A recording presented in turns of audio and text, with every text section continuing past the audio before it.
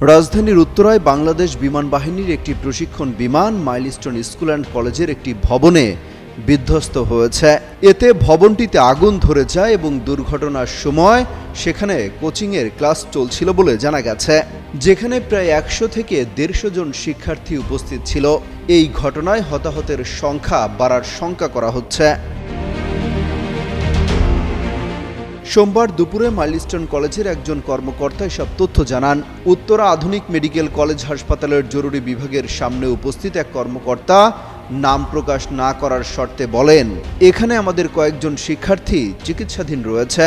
আমি তার খোঁজখবর নিতে এসেছি।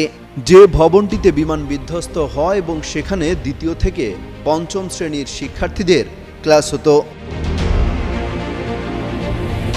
তবে ক্লাস শেষ হওয়ার পর অর্থাৎ ছুটি হওয়ার পর বিমানটি বিধ্বস্ত হয়।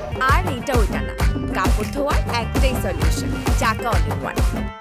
তখন সেখানে কোচিংয়ের ক্লাস চলছিল। ভেতরে প্রায় 100 থেকে 150 জন শিক্ষার্থী ছিলেন। অনেকে হতাহত হয়েছেন। এদিকে হাসপাতালের সূত্র থেকে জানা গেছে, ফায়ার সার্ভিসের ব্যাগে করে একজনের মরদেহ নিয়ে আসা হয়েছে। বহু মানুষকে নিয়ে যাওয়া হয়েছে ঢাকা মেডিকেলের বার্ন ইউনিটে। হাসপাতালের জরুরি বিভাগের সামনে হতাহতের স্বজনরা ভিড় জমিয়েছেন। এদিকে উদ্ধারকারীরা অভিযোগ করেছেন, উৎসুক জনতার কারণে হিমশিম অবস্থা হচ্ছে। ঠিকমতো অ্যাম্বুলেন্সও আসতে পারছে না। ঠিক কতজন এই ঘটনায় আহত হয়েছে তা এখনও নিশ্চিত হওয়া যায়নি। তবে প্রশিক্ষণ বিমানটির পাইলট নিহত হয়েছে বলে নিশ্চিত হওয়া গেছে। অমিত হাসান রবিন, যুগান্তর নিউজ।